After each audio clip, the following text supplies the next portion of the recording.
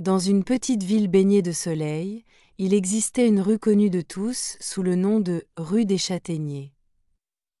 Ce n'était ni une rue luxueuse ni très animée, mais elle débordait de vie, pleine de couleurs et de parfums, aimée des grands comme des petits. À son angle sud, entre la boutique de fleurs et la librairie ancienne, se tenait une petite boulangerie à la façade rose, ornée d'une enseigne écrite en lettres penchées. La boulangerie des merveilles.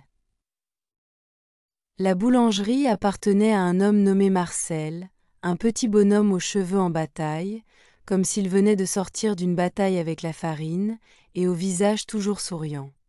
Mais Marcel n'était pas un boulanger ordinaire.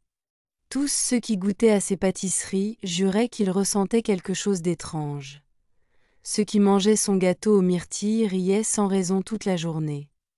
Ceux qui goûtaient son croissant au chocolat faisaient de jolis rêves de lieux qu'ils n'avaient jamais visités, et sa tarte aux pommes rappelait aux gens les plus beaux souvenirs de leur vie. Le secret de Marcel ne résidait pas dans ses recettes, mais dans le four magique qu'il avait hérité de sa grand-mère. C'était un grand four en fer noir, gravé de petites étoiles et d'oiseaux. Quand il l'allumait, un léger murmure s'en échappait, semblable à un chant.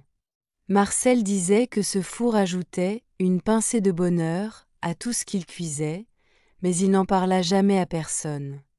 Chaque matin, avant le lever du soleil, il se levait, préparait sa pâte en fredonnant une vieille chanson apprise de sa grand-mère, puis enfournait la première fournée de gâteau, les yeux fermés, en murmurant un vœu pour chaque pièce. Sa recette préférée commençait toujours par 5 tasses de farine blanche fine, une tasse de lait tiède, 3 cuillères de beurre fondu, une cuillère à café de levure, une cuillère de sucre et une pincée de sel. Il plaçait tous les ingrédients dans un grand bol en bois et commençait à pétrir la pâte du bout des doigts, comme s'il jouait d'un instrument. Chaque fois qu'il touchait la pâte, il souriait, convaincu que le bonheur commençait avec la chaleur d'une pâte douce et vivante. Quand elle devenait souple et élastique, il la recouvrait d'un linge de coton chaud pour la laisser rêver. Oui, rêver de devenir un pain capable de rendre les gens heureux. Ensuite, il façonnait des petits pains, des croissants, des tartes, saupoudrait un peu de sucre, de myrtille ou de chocolat, les plaçait soigneusement dans le four magique, leur murmurait un mot doux et refermait la porte délicatement. Un jour pourtant, il arriva quelque chose d'inattendu. Alors qu'il préparait un grand gâteau pour le festival du printemps, une goutte d'un sirop étrange tomba sur la pâte. Il gardait cette bouteille ancienne depuis longtemps, avec une étiquette disant « Pour les jours spéciaux seulement ». Il ne se souvenait plus d'où elle venait, mais l'avait toujours utilisée avec prudence. Quand il mit la pâte au four, un parfum extraordinaire s'en échappa, un mélange de caramel, de fleurs et de joie. Toute la rue en fut enveloppée. Les passants s'arrêtèrent, certains se mirent à rire sans raison, d'autres à danser sur le trottoir, et même les chats s'assirent devant la boulangerie, les yeux brillants. Quelques minutes plus tard, Marcel ouvrit la porte du four. Un énorme gâteau doré en sortit, brillant comme s'il était recouvert d'or. Il n'en crut pas ses yeux. Il le posa dans la vitrine, et dès que les gens y goûtèrent, la magie opéra. Chacun ressentit une énergie incroyable, comme s'il redevenait enfant. Les uns couraient, les autres sautaient, tous riaient et chantaient des chansons oubliées de leur enfance. La ville entière fut envahie par une vague de bonheur.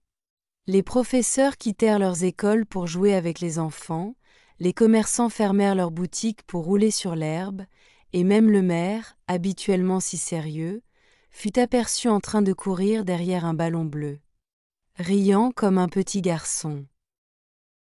Le soir venu, Marcel s'assit sur sa chaise devant la boulangerie, une tasse de thé à la main, observant la ville illuminée de couleurs. Il ressentait une joie immense, mais se demandait tout de même s'il n'en avait pas fait un peu trop. Jusque tard dans la nuit, les habitants organisaient encore des courses à vélo et se peignaient le visage avec des bonbons fondus. Le lendemain matin, tous se réveillèrent avec une douce fatigue et des souvenirs merveilleux, comme après un rêve collectif. Tout redevint presque normal, mais un léger parfum de magie restait suspendu dans l'air.